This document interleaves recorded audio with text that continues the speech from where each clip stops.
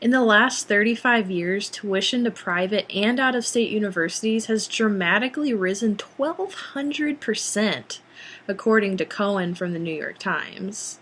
This insanely dramatic jump has become such a great barrier for those trying to further their education and pursue a profitable career, or even a career that will have a global impact.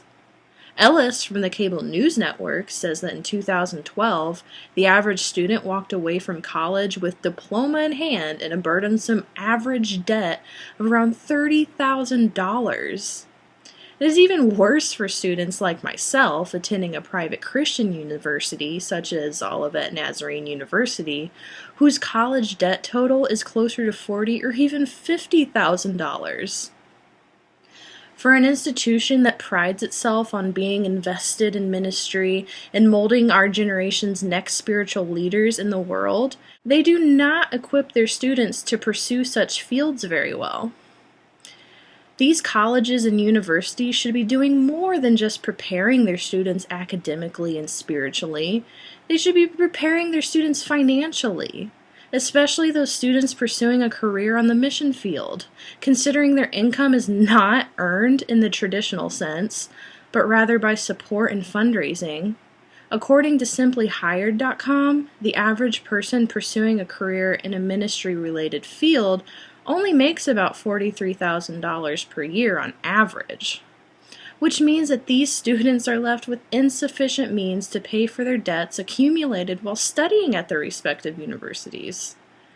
This problem is so much harder on these particular students because if they really want to pursue a ministry-related field, going to a university such as Olivet is necessary to receive proper education and practice. And students pursuing cross-cultural ministry or even missionary work, their outstanding debt after college becomes even more burdensome reality when they realize they do not have the resources to pay toward their large amount of debt and maintain a missionary lifestyle based primarily off of donated funds. While the missionaries are not living on a steady income, their $40,000 debt is sitting, compounding, accumulating interest, making their debt even greater. This is not a scenario any missions-oriented people want to get themselves into. Therefore, they're stuck after graduation, working in between jobs until they can clear their debt. And how long will that take to fully accomplish? Who knows? For private schools that pride themselves so much on their ministry programs and preparing students to be pastors, evangelists, counselors, and missionaries, places like Olivet do not prepare them well financially for life after college. Their overall allocation of student scholarships is a bit questionable in my opinion. The fact that there are full-ride scholarships available to students pursuing a college football career, but not any scholarships offered to the students hoping to become a full-time pastor or missionary, does not make sense, and quite frankly, it's ridiculous. According to a fellow college student and reporter from the University Star at Texas State University, the fact still remains many student athletes have everything provided for them in college, giving them a distinct advantage over their peers. Many of the students that play sports like football in college do not even move on to sports playing careers later on anyway. Did you know that according to NCAA's website, only 1.7% of college football players will move on to a full-time career of professional football after graduation, while students who are studying ministry will more than likely pursue ministry after graduation? As institutions that strive to provide education with a Christian purpose, universities like Olivet should offer scholarships to students that are in pursuit of a career in ministry. It will allow students to avoid the effects of such high tuition rates and fully commit to their respective ministry positions without student loans as a barrier or looming financial cloud over their head. It would take the trust and cooperation of places like Olivet's corporate staff and even the student body. Taking a poll or just an opinion poll on the rising tuition and how a scholarship specifically directed to their career would make a difference in their life financially could involve the student body well. There will likely be a concern as to how they can support offering a scholarship of this magnitude to all students claiming to pursue a ministry-related career after graduation. There would need to be accountability for each student receiving the scholarship to ensure they are serious about ministry and are not just trying to get a little extra help. They could ensure that each student receiving the scholarship is on the right track by having them meet before a board of staff each year to keep tabs on their progress and intentions. In the same way that ministers must meet before a board each year to renew their minister's license before being ordained, these students could easily do the same thing. In addition to holding an annual meeting with each student receiving the scholarship is to have the amount of the scholarship increase with every year they commit to pursuing ministry. The first year, ideally freshman year, could start at $7,000, and each year that a student commits to the scholarship program, $1,000 is added, leaving them with a total of $34,000 toward their overall tuition by the end of their final year of college. Another concern that may arise among the corporate level at Olivet or respective universities is how they plan to keep the students that are receiving this scholarship accountable after graduation.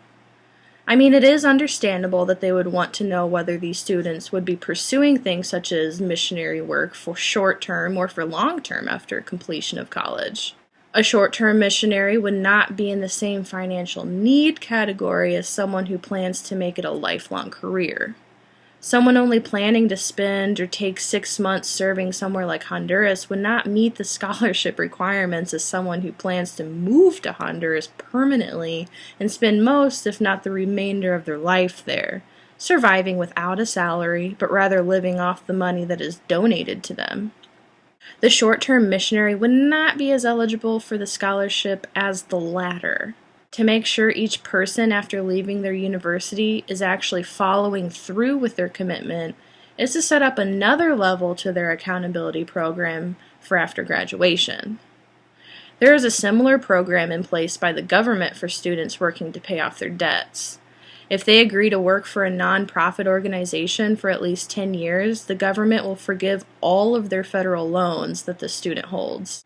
So, when they first apply for the scholarship, they'll be informed that in order to receive and maintain their money, they must serve in the ministry field for a minimum of 10 years. There will be a yearly accountability checkup, and if they fail to follow through with their end of the commitment, a portion of their scholarship will rightfully be revoked, depending on the number of years they have already served. As a college graduate from a private Christian university, I understand the present-day financial struggles of being a student at a private university. Creating this scholarship would positively affect the overall college and post-college experience. As a student progresses through their 4 years of college, the reality of financial struggles becomes more and more real, each year completed and every new loan that's requested. As a student progresses through their 4 years of college, the reality of financial struggles becomes even more real, with every year completed and every new loan requested.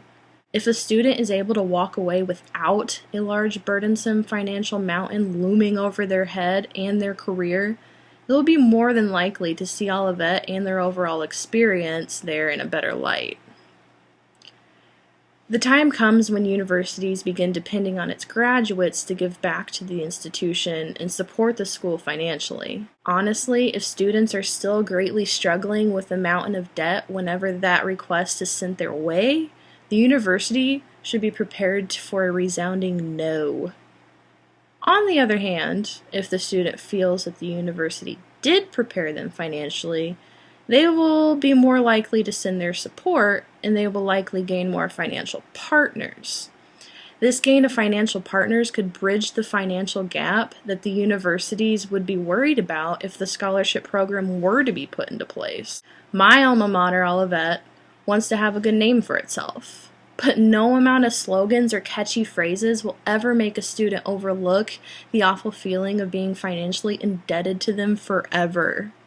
I mean, Olivet would be doing itself a favor by implementing this scholarship program for ministry-minded students.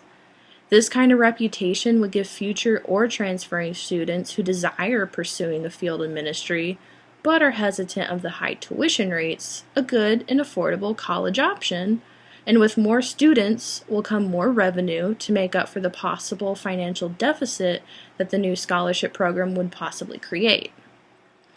All in all, implementing this scholarship program would benefit both the student and overall the private university they attend. It will potentially better financially support the student pursuing a career in ministry. It would bring more attention to these private universities in a very good way and cause more students to choose these institutions over other competing institutions because of its unbeatable financial offers.